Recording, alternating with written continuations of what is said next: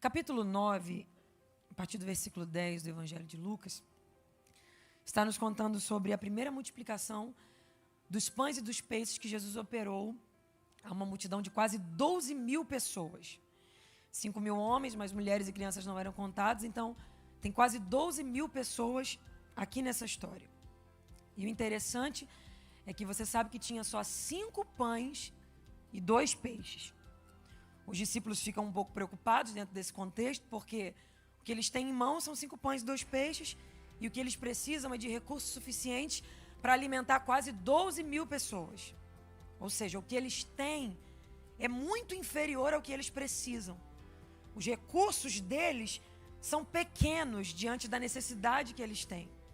E eu sei que isso parece muito às vezes com a nossa vida, porque por vezes a gente se encontra em situações onde os nossos recursos são inferiores à necessidade que nós temos. A gente precisa de muito e às vezes tem pouco. A gente sonha muito grande e às vezes o que tem é muito pouco perto do que a gente precisa.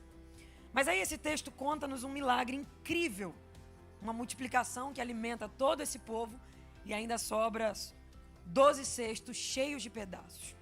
Mas eu preciso que você entenda que o que está acontecendo aqui no capítulo 9 é a primeira vez que Jesus envia os discípulos para a comitiva deles entre os judeus.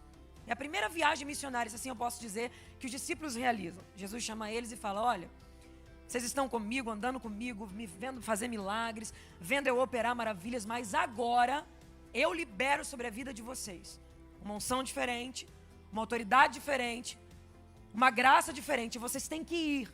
Vão pelas aldeias, pelas vizinhanças ao redor, façam milagres em meu nome, curem em meu nome, realizem maravilhas em meu nome. Está com vocês agora a autorização para acontecer algo sobrenatural. E a Bíblia diz que eles vão, realizam muitos milagres, curam muitas pessoas, libertam muitas pessoas em nome de Jesus. Gente é curada, renovada, milagres acontecem. Os discípulos realizam algo sobrenatural nessa primeira viagem missionária que eles fazem. Só que depois de que isso acontece, eles voltam e procuram Jesus, porque querem contar para ele o que tinha acontecido. Felizes, empolgados. Só que você sabe, e eu vou te perguntar, mas eu sei que você sabe. Quando a gente volta de uma viagem, a gente volta como? Pode ser uma viagem de férias, a gente volta como? Não importa como é a viagem, a gente volta acabado. Agora você imagina uma viagem de cunho espiritual. Curou muita gente, muitos demônios foram expulsos, gente foi liberta. Se quem volta de férias cansado, quem volta de viagem missionária volta 10 vezes mais cansado.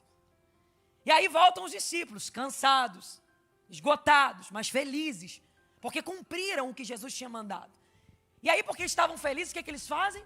Procuram Jesus para contar como tinha sido. Cansados, mas procuram por ele. Esgotados, mas procuram por ele. E aí a gente acha que Jesus, como bom amigo que é, vai fazer o quê? Não, meus filhos, eu entendo o cansaço de vocês. Dorme hoje e amanhã a gente conversa um pouco.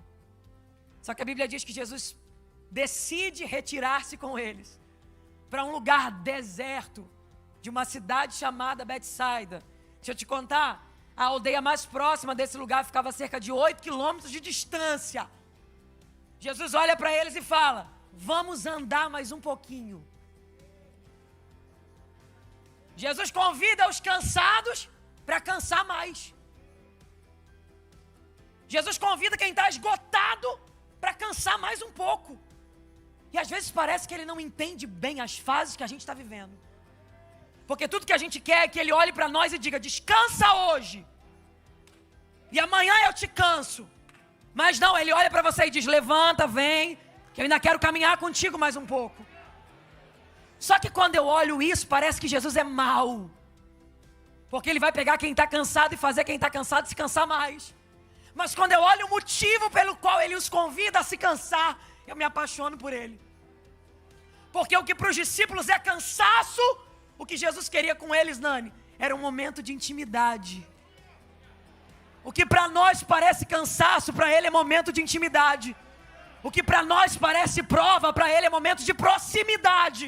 O que para nós parece desgaste, para Ele é o momento de chegar mais perto, longe da multidão, só nós e Ele. Aleluia! Talvez você não entenda a fase pelo qual você está passando. Talvez você não entenda por que Jesus te levou por esse caminho, mesmo sabendo toda a realidade que você já estava.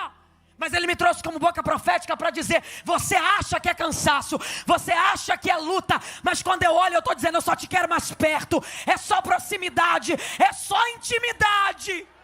Aleluia.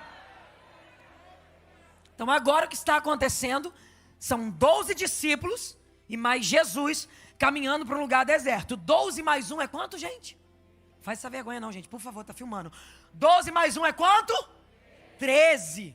Tem 13 pessoas agora caminhando para um lugar deserto da cidade de Betsaida. 13. Jesus e mais 12. Mas aí Lucas me disse que as multidões ficaram sabendo. E aí ele diz assim, ó: e quando as multidões souberam, o seguiram. Eu acho lindo, porque Lucas faz questão de dizer que tem 13 pessoas indo para o lugar deserto. Mas aí ele diz que as multidões, você vê que Lucas não tem problema com plural, porque ele diz as multidões, e eles foram, ele sabe o que é plural. Mas chega nessa hora, ele tem que usar o singular. Ele coloca um artigo definido na frente para dizer: quando a multidão soube, o seguiu. Parece que ele errou no português, né? Porque tem 13 pessoas indo. E se tem 13, ele tinha que dizer: os seguiram. Mas Lucas, que sabe discernir o que é plural do que é singular, ele diz: é multidão, é povo, mas uma hora, na hora de ser seguido, deixa eu colocar o artigo certo. Quando a multidão soube, o seguiu. Será que você desconfia quem é que está sendo seguido no meio desses 13? Eu disse para você que Pedro acabou de fazer pregações lindas, que pessoas foram curadas. Eu disse para você que demônios foram expulsos através da vida de João. Eles acabaram de voltar de uma viagem missionária e a fama deles está lá em cima. Mas a Bíblia diz que quando a multidão soube, a multidão o seguiu. Aleluia! Porque pode ser bom pregador, pode ser bom cantor, pode ser bom pastor, pode ter talento e pode ter habilidade, mas só tem uma pessoa, Calabarachúria, que é digna de ser seguida, e essa pessoa se chama Jesus de Nazaré. A multidão não está atrás do teu talento, a multidão não está atrás da tua eloquência, a multidão te segue porque sabe que Jesus anda contigo. Eu já sinto Ele aqui.